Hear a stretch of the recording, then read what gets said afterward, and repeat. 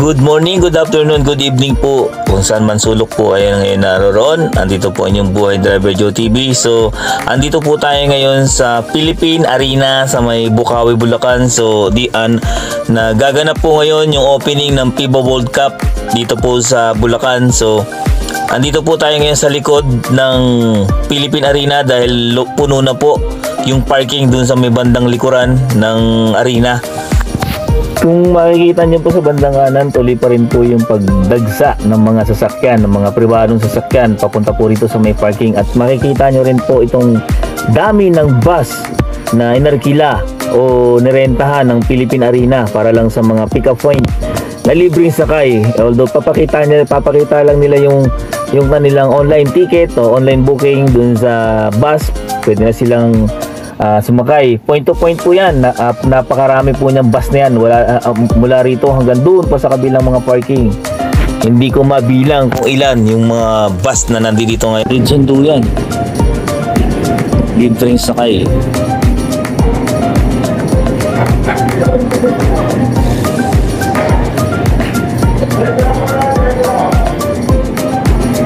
So ayan po, nandito na po tayo ngayon sa Philippine Arena Bukawi, Bulacan. So kita ko lang po sa inyo yung pinakapila.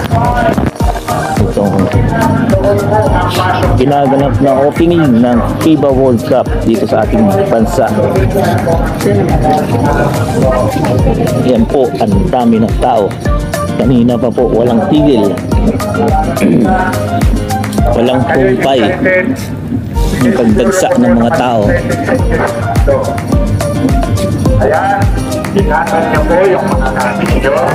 Mamaya po natin masasaksihan yung unang laban ng Gilas Pilipinas laban po sa Dominican Republic.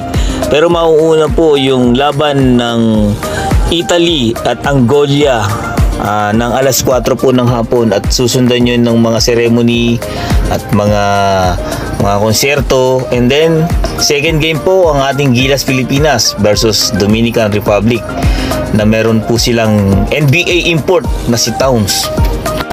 Ang tao patuloy pa rin dinadagsa. At to siguro food pavilion. So pasok muna tayo dito sa food pavilion kasi aabutin to ng alas 10 ng gabi. Oras po natin ngayon is 2:30 pa lang hapon.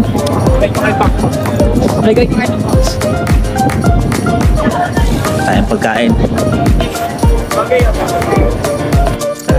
Minabuti ko pong mag-voice over na lang po dahil malakas po yung sound system dito sa loob ng food pavilion. Ito po yung matatagpuan sa gilid po ng Philippine Arena. Andito na po lahat. Meron po ditong Chowking, Jollibee, pizza, shawarma, Ken Rogers. Lahat po ng mga food chain nandito po sa loob. At ito po, makikita nyo po rito yung pinaka Jollibee Redemption. Yan po yung kapag meron kang ticket, papakita nyo lang yung ticket, meron po kayong libreng burger. Ganyan po. Ayan, ganyan po kabongga dito po sa Philippine Arena. Ayan.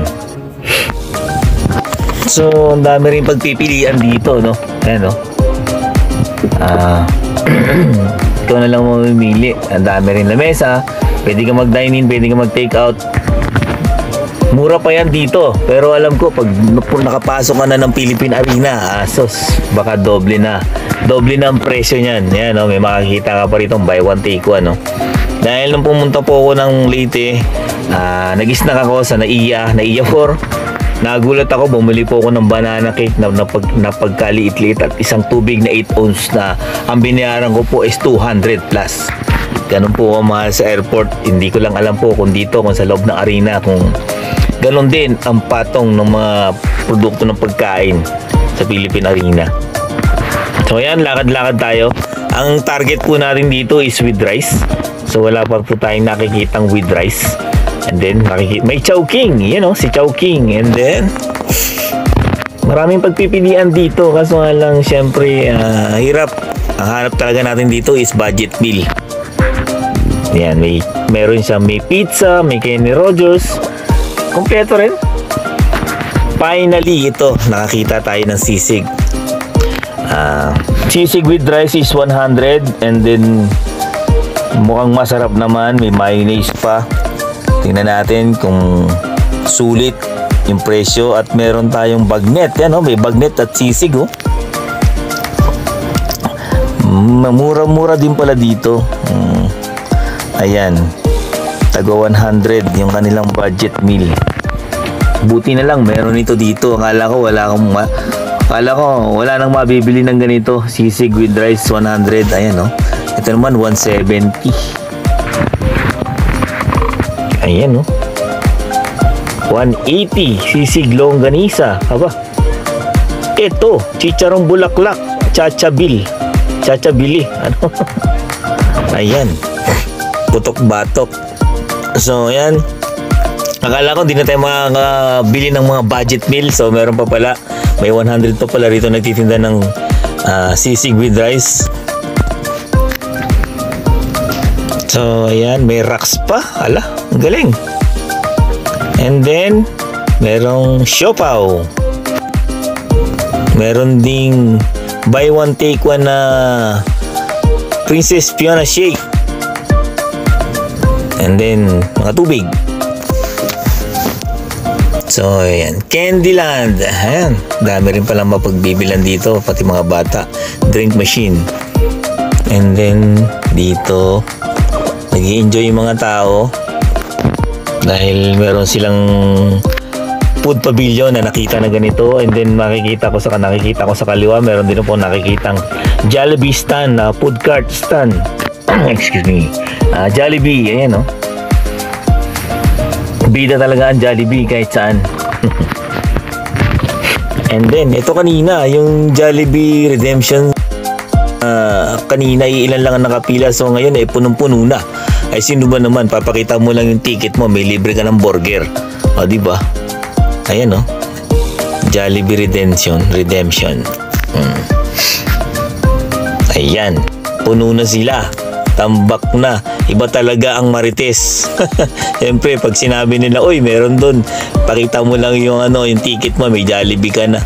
Ayan, nagpuntahan na. And then meron din silang shawarma na buy one take one, my favorite. So wala tayong budget. Sisig na lang muna. Sarap nito, 150 buy one take one shawarma. Saan ka pa? And then balik na tayo doon kung nasaan yung ating sasakyan para makapag-relax. Medyo mainit-init na. Ang oras po ay nasa around 3:30. Yan, dagsa pa rin po yung mga tao. Hindi maganda o gaga, tuloy-tuloy pa rin po. Ang first game po nila is 4 o'clock. And then pagkatapos na ng first game, Italy yata versus, hindi ko lang sure. Pero ang po natin, ang second game po natin is 8 o'clock. Gilas versus Dominican Republic. Yan, pabalik na po tayo sa ating base, sa ating sasakyan. Ayan, makikita po natin nagpapahinga yung mga bus na naghatid dito sa Philippine Arena. Alam mo, terminal ng biyahe Visayas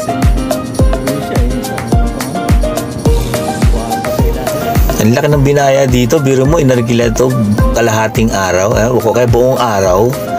Pagkahatid, mag-i-standby, tapos pipikapin yung mga pasahero, ihatid kung saan nila pinick up, doon nila idadrop. So hanggang dito na lang po ang aking video. Maraming pong salamat sa pagsubaybay nyo at sa suporta nyo. Sana po huwag nyo po sanang kalimutang suportahan ang aking channel ng Boy Driver Joe TV. Mabuhay po tayo and God bless you all.